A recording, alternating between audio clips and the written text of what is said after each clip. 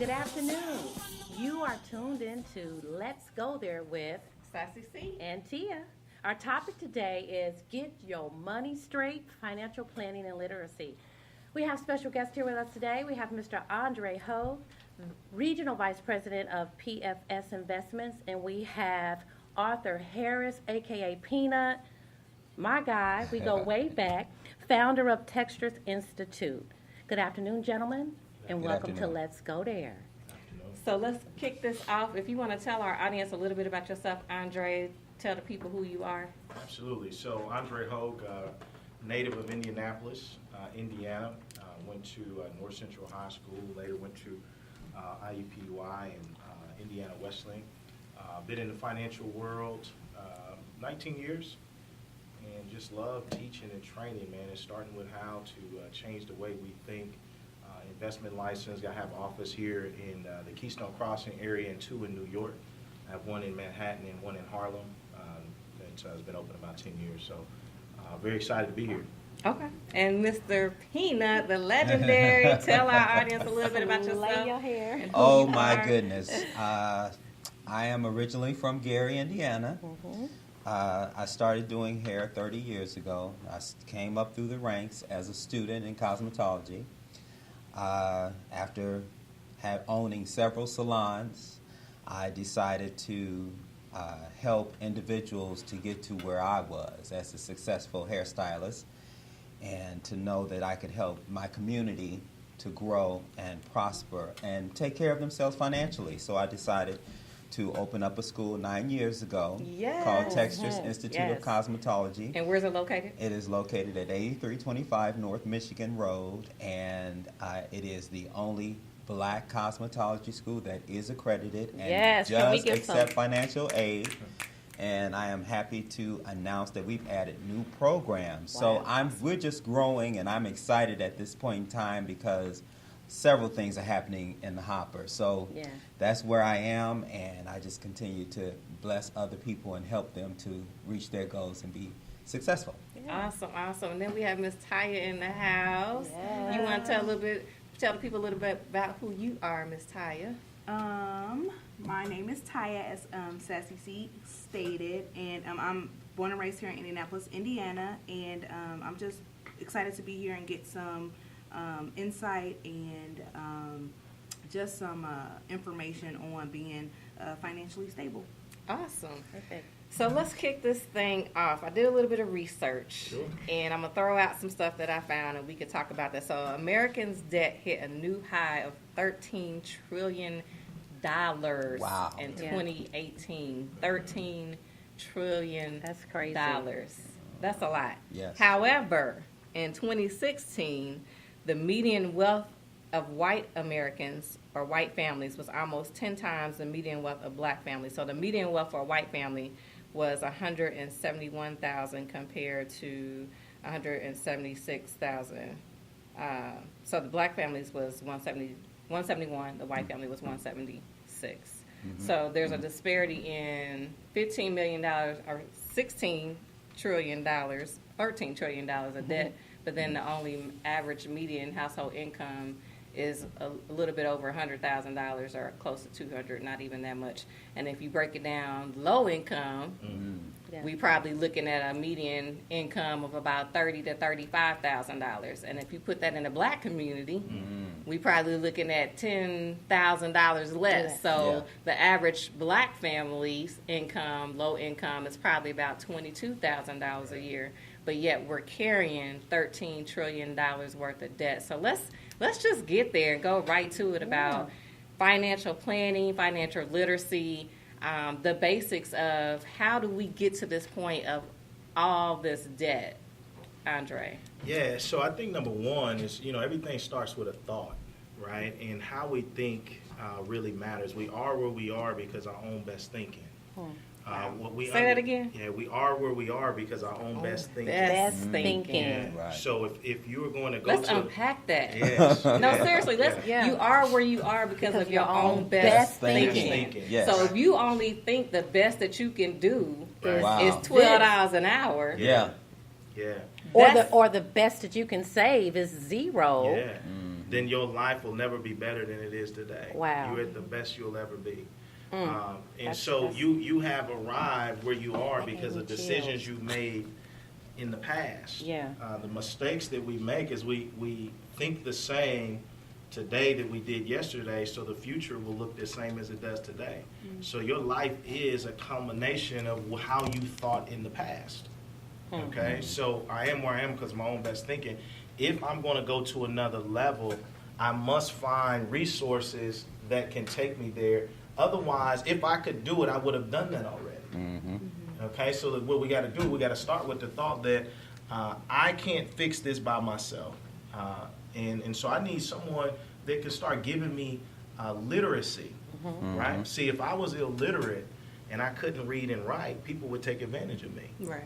Right? Exactly. So when I'm illiterate financially, people take advantage of me, right? And so what happens in other communities, Sister Sassy, that you just talked about is, see, I remember when I first got in the financial industry, when I was promoted to vice president, which would be like a broker, I met a guy I saw a guy who I went to school with, and he's now an attorney, okay, Caucasian brother. And he asked, what do you do? I said, I own some financial broker. He said, that's awesome. He said, so you teach like about mutual funds and investing? I said, I do. He said, man, that is so cool. My dad got me mutual funds when I was a freshman in high school. Wow. Okay. We buying And I Jordans, thought, right? yeah, right? So I thought I didn't even learn about mutual funds until I was an adult. Right. Exactly. So what we talk about at our kitchen table is different than what the other community talks about. They talk about creating wealth. Yeah. We talk about, Tia, your cousin got locked up again. Right. That's at our kitchen table. It's not forward moving. So the way a person does anything is how they do everything. Oh wow, That's good. That's good. Wow. We're So- talking about Yeah. language. The way a person do anything is how they do everything. Yes, yes. It's Wow. a pattern. We live in patterns. Okay, so it's not a surprise that we're disproportionately behind when it comes to wealth building. We do different things with our money. Right? Our brother here who's an entrepreneur, I've been an entrepreneur for 19 years, he's been an entrepreneur for decades. He thinks differently than the average person. Therefore, his result will be different. Okay? So let's unpack that debt of how we get personally, how do we get to the debt? We were having an offline conversation before we started, and Tia was sharing, and I'm going to be transparent too. I'm gonna be We're transparent. The truth will set you the free. truth will set you free. Yeah. So Tia was sharing a little bit about, you were asking some questions. Yes. Yeah. Go ahead and ask us. Let's walk through that scenario Good. so our Okay. viewing audience can hear that Absolutely. conversation. So- and so- we'll do that with Tia, myself, and with Taya, and then Peanut, if you want to chime in there too. So we're definitely getting ready to go there, ladies and Right. gentlemen. Yeah. Again, the truth will set you free. The reason people ain't free is they don't tell the truth. Right. Okay? We lie to ourselves and we say we're not somewhere that we are. And the most freeing thing is to say, look, this is where I'm at. I want to be better. I'm willing to do something different, right? Yeah. So one of the things we talked about, Sister Tia was saying that she wanted to get out of debt, save more money, right? So the first question I would ask, if we were in a coaching session, a financial session, I'm going to do a plan for you, show you how to get out of debt. First thing I'm going to ask is, what is your thing? What's my thing? Yeah, what do you like? I mean, are you shopping? Is that your thing? Is it impulse spending? Is it eating out? What's your thing? My thing is shopping. It's I shopping. love beautiful things. Yep. Shoes, purses. I mean, that is just my thing. Yeah. So why do you enjoy that so much? Okay. You know, if we go way back, first of all, it makes me feel good. Yeah. Sometimes it does fill a void. Sure. If I'm bored or if I just want to feel better, I know I'm looking good, Yeah. and that makes me feel good in the moment. Yeah. But if I really dig deep, growing up as a child, that's what my parents did. You know, it was 5 of us, so I had, 2 brothers and 3 sisters, and my mom would take 1 week and she'd buy, okay, this week is for the girls, right? We would get, socks, underwear, hair bows. It didn't matter. You Yeah. were getting something new. And then the next week, the boys would get something. So I really got accustomed to getting something new. And sometimes it's like, I don't know how to act if I don't Yeah. have something new. So let me ask this. So let me ask this question. Let's go there, okay? What message does that send? To whom myself? Yourself. I mean, What- I don't feel good about it No, sometimes. I don't want you to shame yourself. This is what I Okay. want you to ask yourself. So what message did it send when your parents Oh, to said, me? this is your week, Yeah. and pretty much every month you're going to get what you want? What message does that send to you? It made me feel, I guess, like I deserved it and Yeah. I was going to get it. Right. And no matter no what. matter what, Okay. something, I'm getting something. You're going to get something, right? So you become an adult, and now that same pattern is Yeah. ingrained in you. Yes. Right? I was Except you don't have to spoiled. tell your mama, hey, this is what I want. You just tell I yourself. tell myself. Right? Exactly. So one of the questions I want to ask you, Tia, is this. Have you ever been 65 and broke? No, sir. You don't know what that feels I don't like? know what that feels like. Okay. So this is what's really, really important. When we don't save money and we don't invest money, you're stealing from your future self. Yeah. Oh.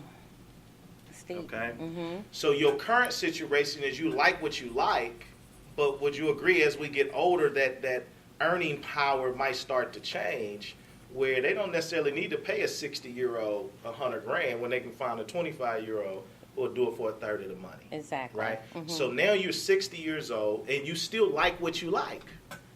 And you like the pattern, but your income ain't there. Mhm. See, at some point you're going to pay. You either pay now Or through pay later, sacrifice or yeah. you're going to pay later. But you will pay. Okay. Right? Yes. So we got to go back and say, how did I get here? Some folks grew up middle class. Mhm. Some people grew up poor. I had a client, she said her thing was shoes. Mm-hmm. And so, what I start with is, why do we think this way? The why is more important than the what and the how. What you're going to do and how you're going to do it is not as important as to why you're doing what you're doing. You got to have a philosophy behind it. So she says, Aundre, my biggest problem is I don't have enough money at the end of the month. I said, that ain't your problem. Yeah. She said, really? No, that's my problem. I said, listen, that's the result of a problem. Yeah. Oh, Mhm. Okay, you catch what I'm saying? I do. The problem is how you view money. yeah. And then the way you view money creates a behavior, and then you get a consequence every 30 days. Mhm. All right? So her thing was shoes. And I had to figure out why you like shoes so much. And I get it. I'm not naive. I know people like shoes. But when she grew up really poor, Yeah. and she used to have to wear her sister's shoes, and they was too big and they had holes in them. And so when she got money, guess what she said is going to happen? I'll never wear Ain't never going to happen to me again. It's a pattern. Yeah. And so she started to realize, this ain't really who I am, this is who I became.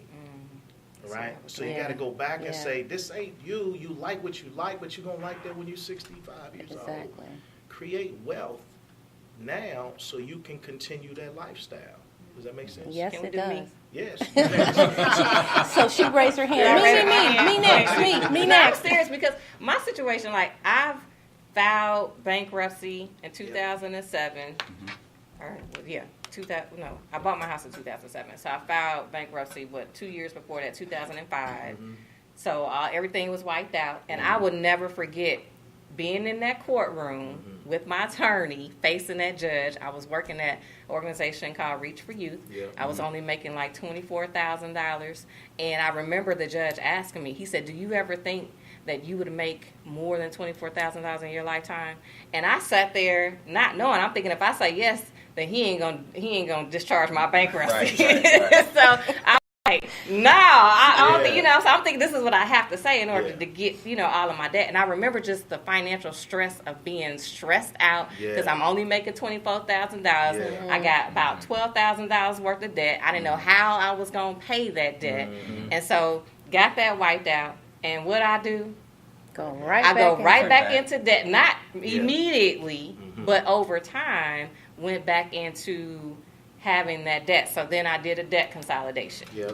loan, paid that off back in 2014, I think. Yeah. And guess what? I'm back up to about $12,000 worth Yeah. of debt again, where I started when I filed bankruptcy back in 2005. Yeah. Yeah. And guess what? I'm sitting here like, how am I gonna get this paid off? Right. So yeah, let's walk talk through my about that. process. Yeah, So, talk about so I'm that. gonna give you a scripture. Those who subscribe spiritually, money is not as complicated as we want it to be.